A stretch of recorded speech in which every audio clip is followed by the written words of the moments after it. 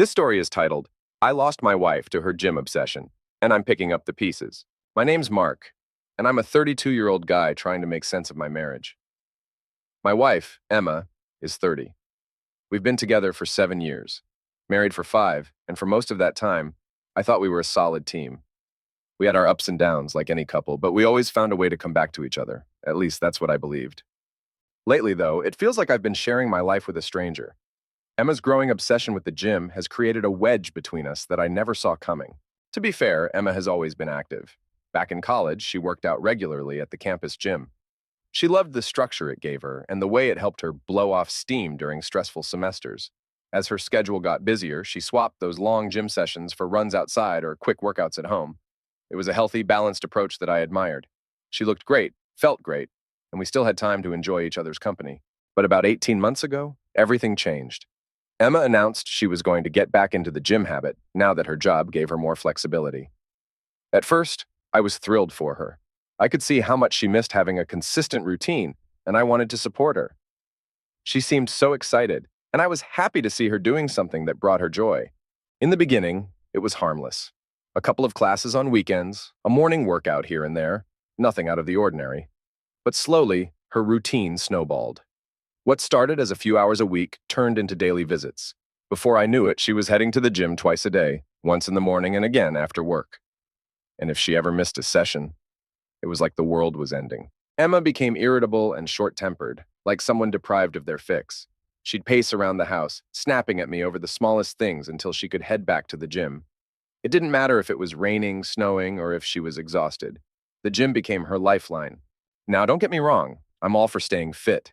I know how important exercise is for both physical and mental health. But this wasn't just about staying healthy anymore. It felt like an escape, a way for her to avoid dealing with life's problems. Things took an even more complicated turn recently. Emma is 4 months pregnant with our first child. While I know it's generally safe for women to exercise during pregnancy, especially if they're already active, the intensity of her workouts hasn't let up. She's still pushing herself as hard as she did before, if not harder. Honestly, it feels like we barely had time to conceive with how much time she spends at the gym. And now, instead of cutting back or taking it easy, she's doubled down on her routine. It's like she's determined to prove something to herself or the world, though I have no idea what that could be. I've tried bringing up my concerns to her, carefully at first. I told her I missed spending time together and that I felt like the gym was taking over her life. She brushed it off, saying it was her way of staying sane, that it was her time to recharge. When I suggested we work out together, she laughed it off, telling me the gym was her space. What's worse is how her social circle has shifted. Emma's made all these new friends at the gym, people I barely know but who she seems to prioritize over everyone else. She's constantly chatting with them, planning events, and posting about their group on social media. Sometimes I feel like I'm competing for her attention with people who don't even know our anniversary date. And I know this isn't about me being insecure about her fitness or looks. I'm in good shape myself. My job requires it. But there's such a thing as overdoing it. And I genuinely believe Emma's gym habits have crossed that line. Even our friends and family have noticed the change. Her best friend mentioned how she barely sees her anymore, and someone even joked that Emma must be having an affair at the gym. I don't want to believe that. But when your wife spends more time there than at home, it's hard not to let your mind wander. So, here I am, stuck in this limbo. I'm not sure how to fix this, or even if it can be fixed. But one thing's for sure, this doesn't feel normal, no matter how much Emma insists that it is. Emma's gym obsession didn't just impact our marriage. It started affecting her relationships with everyone around her. At first, her friends and family tried to be supportive, just like I did. They encouraged her, complimented her dedication, and even joined her for the occasional class. But as her commitment morphed into something more extreme, people began to pull back. Her best friend Molly confided in me a few weeks ago. I barely see Emma anymore, she said. And when I do, all she talks about is the gym. It's like she's forgotten there's a world outside of those 4 walls. Molly wasn't the only one who noticed. Emma's parents, who used to have her over for Sunday dinners, mentioned that she'd canceled on them more times in the past 6 months than in the last 5 years combined. She always has some class or training she can't miss, her dad had said, shaking his head. But the worst part, at least for me, was how distant Emma became. It felt like she was using the gym as a shield, a way to avoid everything that made her uncomfortable or stressed. If we argued, she'd grab her bag and head out the door. If work was overwhelming, she'd drown her frustration in squats and cardio. Even moments that should have been joyful, like planning for the baby, felt overshadowed by her relentless routine. The pregnancy, as much as it should have brought us closer, only added to the strain. I know exercise is healthy for pregnant women, doctors encourage it, but Emma wasn't moderating her habits at all. She'd come home drenched in sweat, complaining about sore muscles and aching joints, but she refused to cut back. I suggested she talk to her OBGYN about her workout intensity, hoping a medical opinion might make her reconsider. Instead, she rolled her eyes and said, "I know my body better than anyone. I'm fine." Her workouts weren't just physically demanding, they were relentless. 2 hours in the morning before work, another hour or two after. Weekends were spent in back-to-back classes, and if something threw her off schedule, like a family event or a meeting at work, it ruined her entire mood. She'd sulk, snap, or withdraw until she could get back to the gym. At one point, I started picking up the slack at home. It wasn't even a conversation, it just happened. If dinner needed to be made, I cooked. If the laundry piled up, I folded it. Grocery shopping? That was me too. I didn't mind helping out. Marriage is about teamwork after all. But the balance was gone. I wasn't just helping. I was doing everything. And the more I took on, the more she seemed to pull away. One night, I decided to address it head on. She'd just come back from an evening session, her gym bag slung over her shoulder and her hair still damp from the shower. I was sitting at the kitchen table, staring at a sink full of dishes I hadn't gotten to yet. "Emma," I started, trying to keep my tone steady. "We need to talk." She paused, her hand on the fridge door. "About what?" "About all of this," I said, gesturing around the kitchen. "The gym, the time you're spending there, the way it's taking over everything." Her brows furrowed, and I could tell she was already on the defensive. "The gym helps me, Mark. It keeps me grounded. I don't see what the problem is." "The problem," I said, leaning forward, "is that you're not here anymore. Physically, yes, but mentally, emotionally, you're checked out." She sighed and crossed her arms. "That's not fair. I'm doing what I need to do to stay healthy, for me and for the baby." I wanted to believe her, but it didn't feel like the whole truth. "Healthy doesn't mean avoiding everything else in your life," I said quietly. "It doesn't mean ignoring your family, your friends, or me." For a moment, she looked at me, really looked at me, and I thought maybe I'd gotten through. But then her expression hardened and she shook her head. "You just don't get it," she muttered, grabbing a protein shake from the fridge and heading upstairs. It was like trying to hold water in my hands. No matter what I said or did, she kept slipping further away. To make matters worse, other people started planting seeds of doubt in my mind. A couple of friends joked that Emma was spending so much time at the gym, she must be training for a bodybuilding competition, or worse, meeting someone else. I laughed it off at first, but the more it happened, the harder it became to ignore. Every time her phone buzzed with a message from a gym buddy, or she mentioned another group hangout I wasn't invited to, that little voice in the back of my head got louder. Was this really just about exercise? Or was there something or someone else keeping her there? I didn't want to believe it. Emma had always been loyal, at least as far as I knew. But doubt has a way of creeping in, even when you don't want it to. And that doubt, it's starting to eat away at me, piece by piece. As Emma's gym habits spiraled further out of control, I started to feel like I was living with a ghost. She was physically present, but emotionally and mentally, she was somewhere else entirely, probably in the middle of a high-intensity interval class or chatting with her gym friends. It was hard not to take it personally. We used to share everything: weekend brunches, lazy movie nights, even those mundane, quiet evenings when we'd just sit and talk about our day. Now, all of that felt like a distant memory. Whenever I tried to bring up how I was feeling, it was like I was hitting a brick wall. The first real confrontation came on a Friday night. I had been looking forward to us spending some time together, maybe going out to dinner or just staying in. Emma, as usual, had other plans. She breezed through the door, still in her workout clothes, her face glowing with the post-gym high that seemed to follow her everywhere these days. "Hey," I said, trying to sound casual. "You're back later than usual." "There was a Zumba class after my session," she said, tossing her gym bag onto the couch. I couldn't resist. I bit back my frustration and forced a smile. "I was hoping we could do something tonight, just the two of us." Her expression faltered for a moment, but then she shrugged. "Mark, I'm exhausted. Can't we just relax? Maybe tomorrow?" Tomorrow never came. Every time I suggested something, whether it was dinner, a movie, or even just a walk, there was always a reason it couldn't happen. A few days later, I decided to push harder. "Emma, I need to talk to you," I said one evening after she got home. She looked at me warily, her hand pausing on the fridge door. "What now?"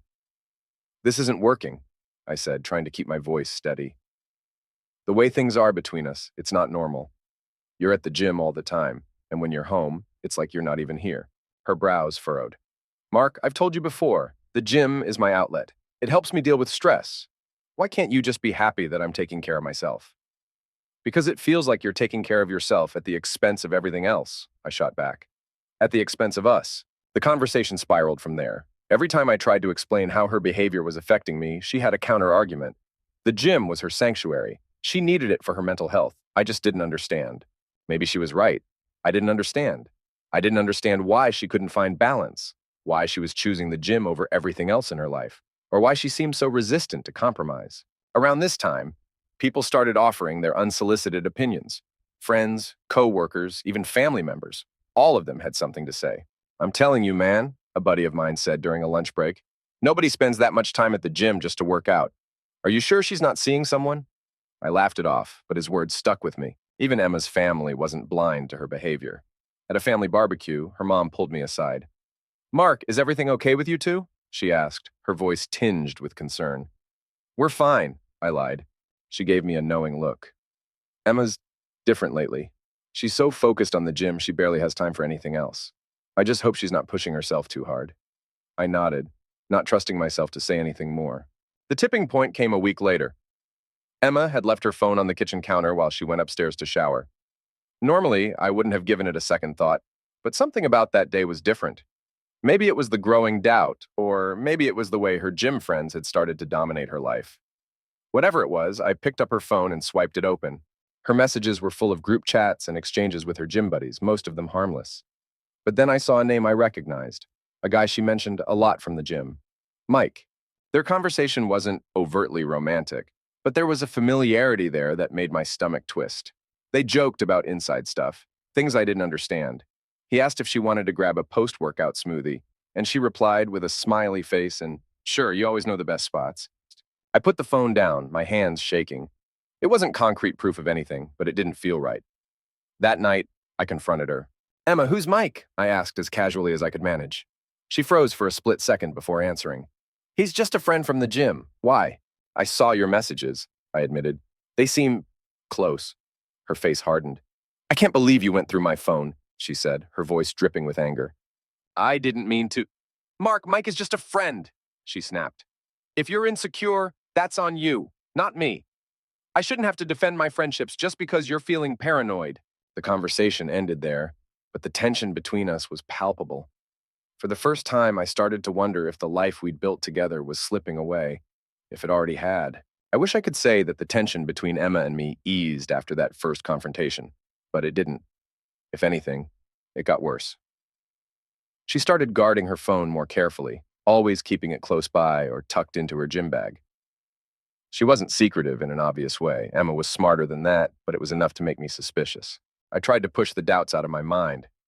I told myself I was overthinking it, that Emma's explanation about Mike being a friend was probably true. But deep down, I couldn't shake the feeling that something wasn't right. About a week later, I found myself alone in the house again. Emma had left for her usual evening gym session, and I was sitting on the couch, staring at the TV but barely registering what was on. My mind was elsewhere, replaying every odd interaction, every questionable moment from the past few months. That's when I noticed Emma's laptop on the coffee table.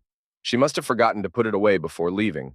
My heart started pounding, and for a few minutes, I just sat there, staring at it. I knew this was a line I shouldn't cross, but curiosity and doubt gnawed at me. Before I could stop myself, I opened the laptop. Emma had stayed logged into her email, and my eyes immediately scanned the subject lines. Most of them were mundane, work updates, gym class schedules. But then I saw a thread titled, Great Workout Today. The email was from Mike. My stomach churned as I clicked it open. Hey, Emma, the message began. It was great seeing you today. I think you really crushed it in that class. No surprise there. By the way, you mentioned wanting to try that new protein shake recipe I told you about. I'll bring you a sample tomorrow. Let me know what you think. It wasn't outright inappropriate, but the casual tone, the winking emoji, the way he spoke to her like they shared some private world, it all made me feel sick. I scrolled through more messages between them. There were jokes, workout tips, and plans to meet for coffee or smoothies after the gym. Then I found one that made my blood run cold. Thanks for last night, Mike had written. I really needed that. You always know how to make everything better. Emma's reply was short. You're welcome. It's what friends are for. What did he mean by last night? I tried to rationalize it. Maybe they'd had a late workout or talked after class. But my mind wouldn't stop conjuring worst-case scenarios. When Emma came home that night, I was ready to burst. She walked through the door with her usual gym bag, her face flushed from her session, and gave me a quick, hey, before heading to the kitchen. Emma, we need to talk, I said, standing up from the couch. She turned to look at me, her brow furrowed. What's going on? I found your emails, I said bluntly. Between you and Mike. For a split second, her expression froze. Then she crossed her arms, her face hardening. You went through my laptop? I did, I admitted. And I don't regret it. I needed answers, Emma. I needed to know what's been going on. There's nothing going on, she said, her voice tight. Mike is just a friend. Friends don't send messages like, thanks for last night, I shot back. What was he thanking you for? Her jaw tightened, and she looked away. Mark, I'm not doing this with you, she said finally. I've told you before, Mike is a friend. That's it. If you can't trust me, that's your problem. No, Emma, I said, my voice rising. This is our problem. Your behavior, your secrecy, it's not normal. I've tried to talk to you about this, to make you see how your gym habits are affecting our marriage, but you keep shutting me out. And now I find these messages. How do you expect me to feel? She sighed, running a hand through her hair. Mark, I go to the gym because it makes me happy. Mike is part of that world. He's a nice guy who gets it. He understands how important this is to me. That's the problem, I said, my voice cracking. He gets more of you than I do. The gym gets more of you than I do. I'm your husband, Emma. Or have you forgotten that? For a moment, she looked at me with something that almost resembled guilt. But then she shook her head. You're overreacting, she said. I'm not cheating on you, Mark. I shouldn't have to explain myself every time I make a friend or spend time doing something I love. Her words stung, but what hurt even more was the wall between us. It was like she'd already made up her mind, decided that her version of the truth was the only one that mattered. That night, I lay awake in bed while Emma slept beside me. I kept replaying everything in my head, the emails, her defensiveness, the way she seemed more loyal to the gym than to our marriage. I didn't know what to do. All I knew was that the woman lying next to me felt like a stranger, and I wasn't sure if we could find our way back to each other. The days after our confrontation felt heavy, like a storm cloud had settled over the house and refused to budge. Emma and I barely spoke, and when we did, it was surface-level stuff. What we needed from the grocery store, whether the laundry was done, who would take the car in for servicing. The things we didn't say hung in the air, thick and suffocating. I couldn't stop replaying her words in my head. You're overreacting. I'm not cheating. This is your problem. Maybe she was telling the truth. Maybe I really was overthinking everything. But the pit in my stomach said otherwise, and I didn't know how to silence it. At work, I found myself zoning out during meetings, my mind drifting back to the emails, the gym, Mike. I kept asking myself the same questions over and over. What did he mean by last night? Was Emma telling the truth, or was I being naive? And if she wasn't cheating, why did it feel like I was losing her anyway? I started avoiding social media altogether. Every time I opened my phone, it seemed like there was another post from Emma about the gym. Sweaty selfies, group photos, boomerangs of her lifting weights. She looked happy, glowing, like she was exactly where she wanted to be. And maybe she was. The problem was I wasn't part of that picture anymore. Even our friends noticed the change. Molly, her best friend, pulled me aside one evening when we ran into each other at the store. How's everything going with you two? She asked, her tone cautious. I hesitated. It's complicated. She frowned. You know, I love Emma, but she's been so distant lately, I barely see her anymore. It's like the gym is her whole world now. I nodded, feeling a lump rise in my throat. Yeah, it feels that way for me too. You've tried talking to her about it, right? Molly asked. Of course, I said. But every time I bring it up, she just gets defensive. She says I'm the one with the problem. Molly sighed. I don't know what's going on with her, but I hope you two can work it out. You're good together, Mark. Don't give up on her just yet. Her words stuck with me. I didn't want to give up on Emma, but how could I fight for someone who didn't seem to want to be fought for? That night, I tried one last time to reach her. She had just come home from the gym, her face flushed and her hair tied up in a messy bun. She looked tired, but not in a bad way. More like she'd just conquered a mountain and was basking in the satisfaction of it. Emma, I said, stopping her in the hallway. Can we talk? She sighed, her shoulders slumping slightly. Mark, I'm really tired. Can it wait? No, I said firmly. It can't. She crossed her arms and leaned against the wall. Fine. What is it? I need to know where we stand, I said. Because right now it feels like I'm losing you, and I don't know how to fix it. Her expression softened for a moment, and I thought maybe I was finally getting through. But then she shook her head. You're not losing me, Mark, she said. I'm still here. I'm just trying to figure things out. The gym helps me do that. But at what cost? I asked, my voice cracking. Because it feels like the gym is more important to you than anything else, including us. That's not fair, she said, her tone defensive. You act like I'm doing something wrong just because I have something I'm passionate about. It's not about passion, I said. It's about balance. And right now, there's none. You're so focused on the gym that everything else is falling apart and you don't even see it. She didn't respond right away. When she finally spoke, her voice was quiet. I don't know what you want me to say, Mark. This is who I am right now. I'm sorry if that's not enough for you. Her words hit me like a punch to the gut.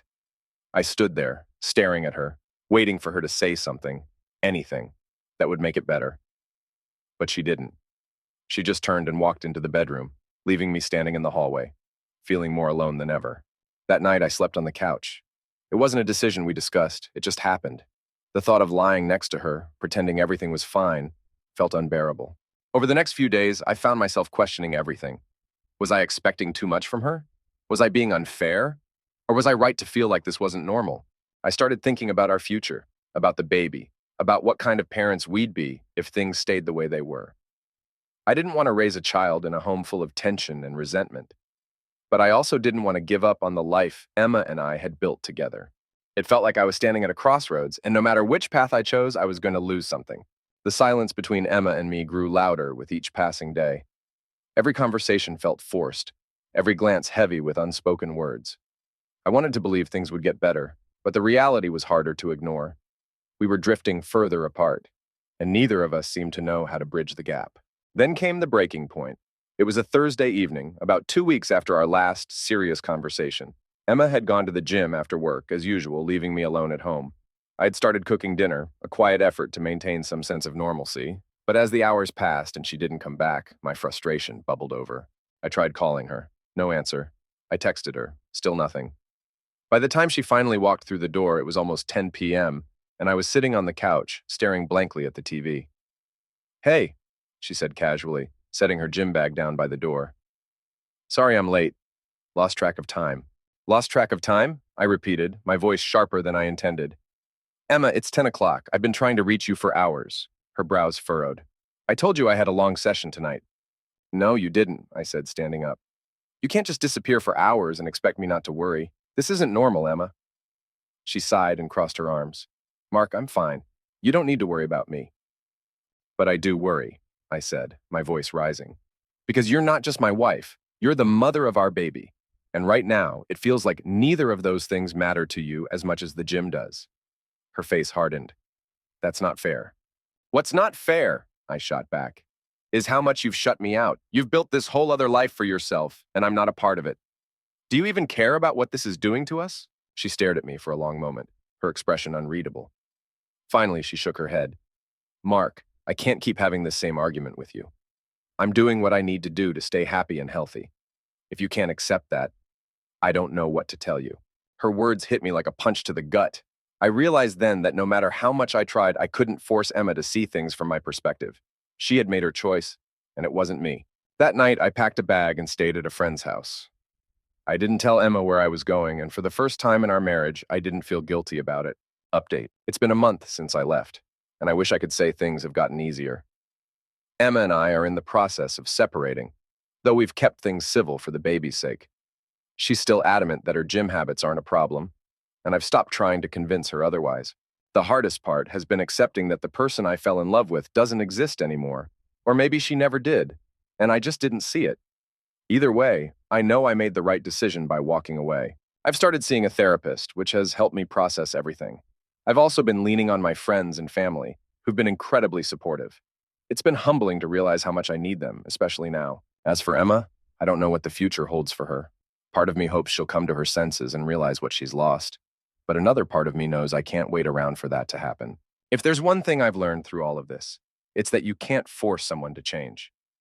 All you can do is decide what you're willing to accept. And for me, that meant choosing my own happiness, even if it meant letting go of the life I thought we'd have together. I'm focusing on the baby now, on being the best dad I can be. It's not the future I envisioned, but it's one I'm determined to make the most of.